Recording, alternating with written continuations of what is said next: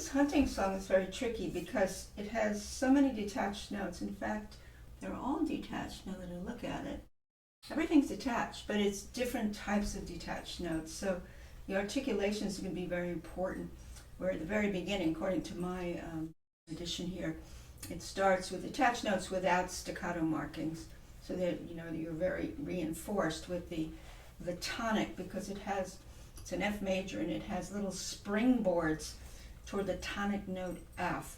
And the way I do it, because I don't want to get this punchy sound, even though it has accents. It's not SFZ, which would be more of a kind of a spike mark. It's not spiked, it's just accented.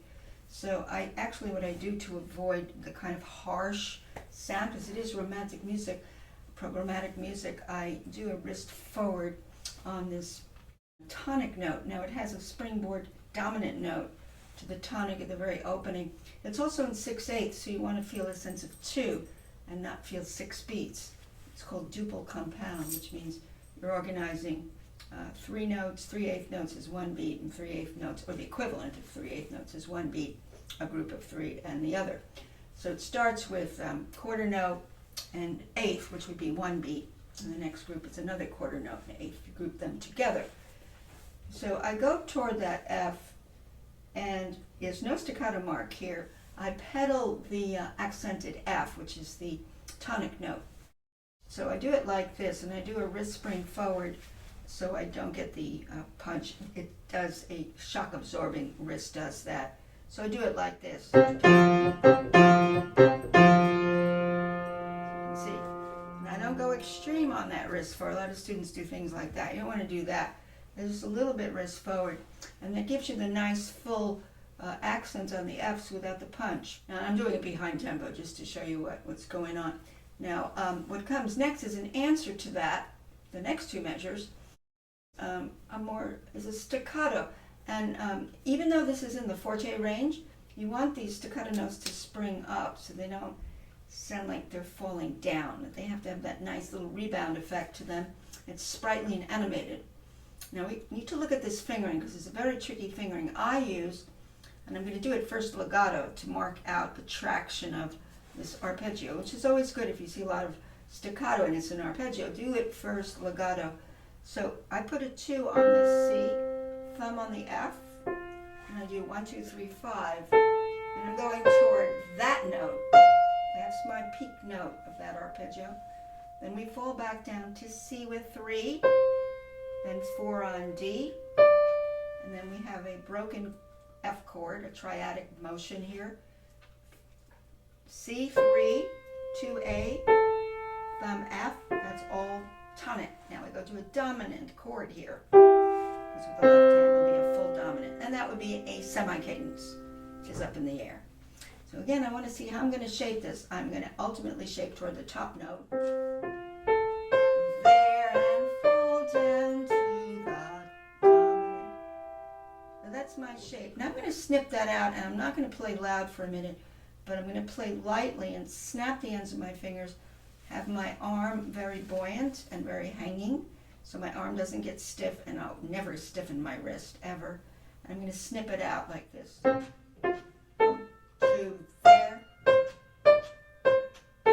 I'm going to think more in 2 now, so I'm going to bundle 3 of those 8th notes once we get to the downbeat as 1 beat, and then the next 3 8th notes is the set part of the second beat, and then coming down the same thing. That's going to make me phrase it a little differently, like this. 1, 2, 1, 2, and 1, 2, 1, 2.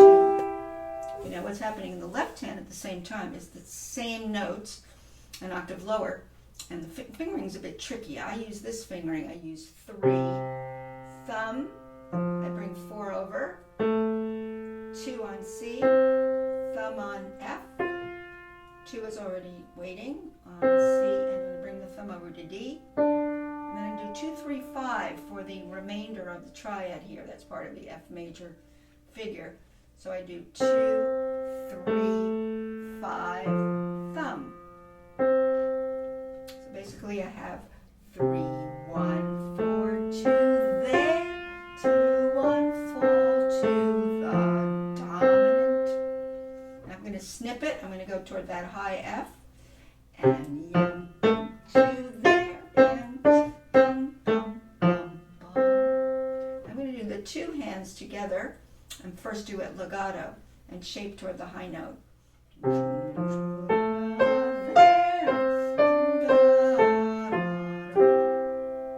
going to snip it out and feel it in two. 1, 2, 1, 2. Okay, now I'm going to combine these first two measures with the answer that I just did, and I'm going to use the wrist spring forward for the opening measures with the accents of the F, and then I'm going to go into the staccato and go to my destination high note, and I'm going to think in two. 1, 2, 1, 2, go all the way there and fall down again. 2, 1, 2. Now this is going to be different fingering. I'm going to go in the right hand first. Goes all the way to the A. That's the first inversion. And then we have 3, 4, 3, 1, 5, 2, 3. Now what happens there is he modulates for a moment to the key of C, which is called the dominant key. And what he does is he does a dominant of the dominant key. Now the dominant key is C major, and the dominant of C is a G chord or G7. And that's exactly what he does at the end when he does this. Here's what he does. He has one note that doesn't belong to the G7, which is the E. It's a little bit of a dissonance on the G7 chord. Without the E, you have a pure G7. This makes it more interesting to have a little bit of a clash. Yeah, that little clash is kind of nice, isn't it? Because everything doesn't have to fit into the harmony of a particular measure. You can have passing non-harmonic tones. So the first thing I do now together, the left hand is doing 2, 4, 1, 2, 4, 1, 5, 2, 3. Okay, so together, I'm still going to shape it to the top note. I'm going to the top. 2 there. This is 3, 4 on the right. It's always important when you're dealing with staccato arpeggios that have fingerings that aren't the usual fingerings. You have to play around with them. Now you first do it legato and get very tracted into it. You get very connected into it, because what happens with students when they don't do that is they're not sure where they are when they're disconnecting. They just don't have a sense of connection. You do have to have that sense of connection.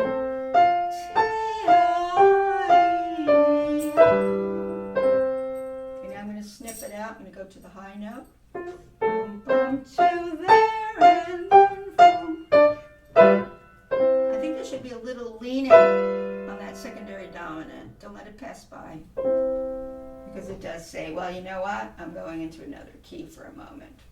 Yup. Wrist forward. Now we yup. Up, up, up. 2. Go to the top note. 2.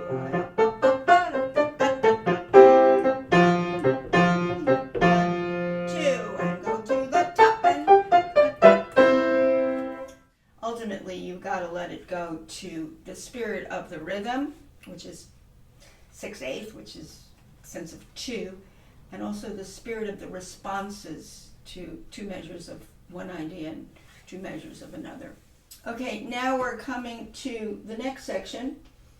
We just ended in C major, and he picks up on that C major in terms of the same idea of the beginning, which was eighth quarter with accents. This time I don't see accents, but he's doing the same idea, but he's, instead of going up a fourth, this is a perfect fourth, he's in C major, and he goes up a fifth. But really you're going to sense that as he goes along that that's not going to be really C major, it's going to be the dominant going back to the tonic. So, but it feels like as you cross the measure from the secondary dominant, you are in C major, and you can imagine you are for now. There are no accents, but it's double forte. Wrist forward. Now this is different. This is a little answer, a little choir effect, because you've got some not just unisons between the hands, but harmony. You have this hand is going see, we're back in F major. He took that C major across over the measure and he made it the dominant quickly of F major, so it didn't really stay in C major. He created the dominant of F major, which is the home key. So you think you're in C, really not. You know immediately because the B flat's coming back in the left hand. I'm going to do a little bit of legato here. Here I wouldn't do so much legato. It's not an arpeggio, but you can go just to know what you're bringing out, because you don't want an equality of all of these staccato notes. You want to know where you're basically going. You're going with repetitions of those things. You don't want to hammer them like a robot. So you need to shape toward the moving notes, and if they're repeated notes, in this case you're playing more on the first of the repeated notes and just letting it just bounce into the next one. So you get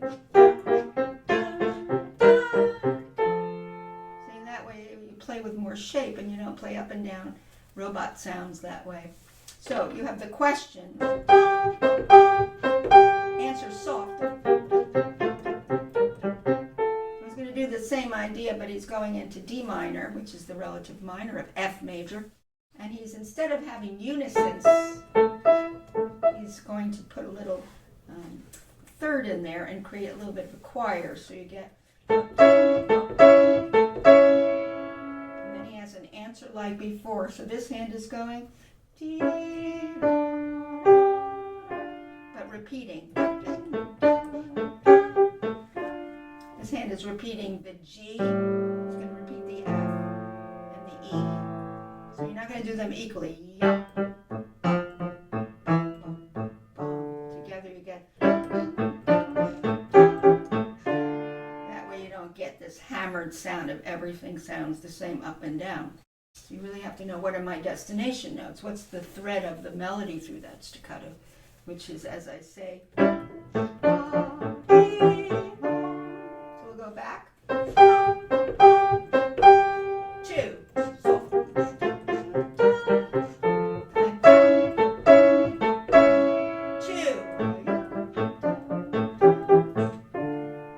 Now if you notice, my staccato is, I think of bouncing a little ping pong ball on the keys here.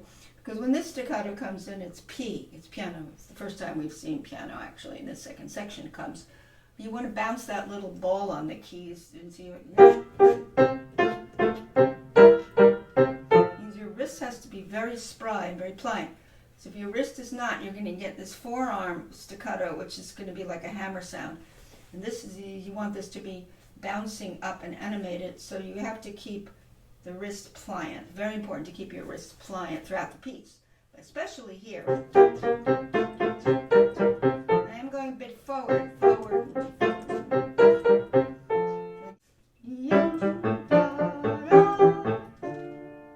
Now we're going to go into a B flat arpeggio. That is the 4-chord arpeggio. It's the 4-chord of F major. We're not going into B flat major, we're going into the 4-chord. So we're playing through a B flat major arpeggio. So again, what I would do is, for fingering first, I get the traction. This is the root going to the 4th note. This is the B flat triad, which is the 4-chord. So fingering 2, 4, thumb, 2, 4, 2, 3, 2, 1, 4. Now we have a little grace note. That's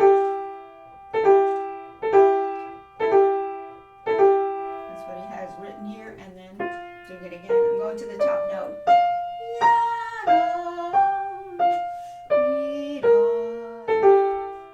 The way they write it is the grace note is played with the E. Okay, so that's a little section there of the subdominant.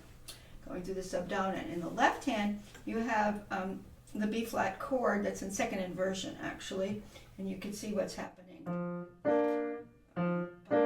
I'd go wrist forward again. Those are accents. It's going forward.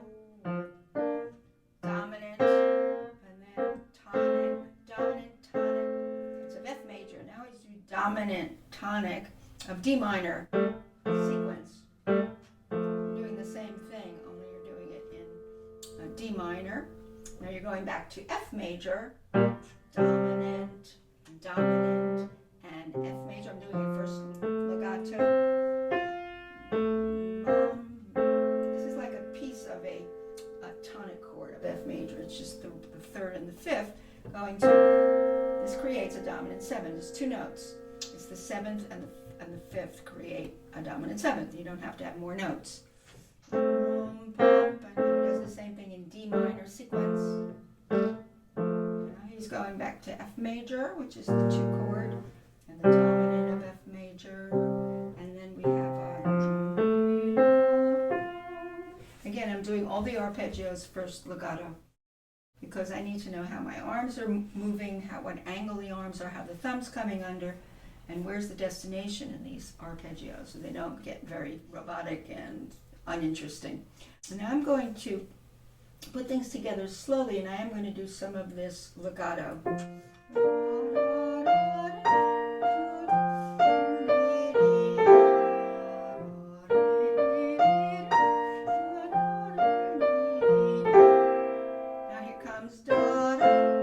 Okay, the right hand is now, instead of doing one note, is doing a six, creating the dominant with a little more voices, because it's going to be more of a choir effect. So you have a six of a dominant of F major going to the octave. Yum, bum, yum, bum. Doing the same in D minor. Yum, bum, yum, bum, bum, bum. Dominant of F major, and then left hand is doing that.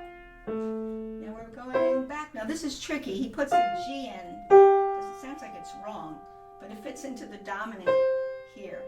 Now we're going to D minor, four chord of F major, dominant of F major, and some tricky things in this you can see. So you know each hand and what it's doing, that's very important. I'm going to the middle section slowly.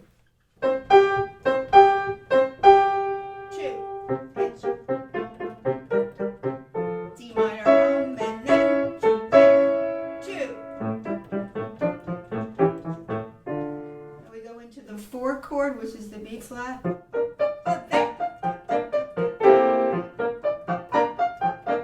We're doing dominant tonic of F, dominant tonic of D minor, lowered a little. Back to the cadence, F major. Sounds like the wrong note there, but it's D minor. Doesn't sound right to me.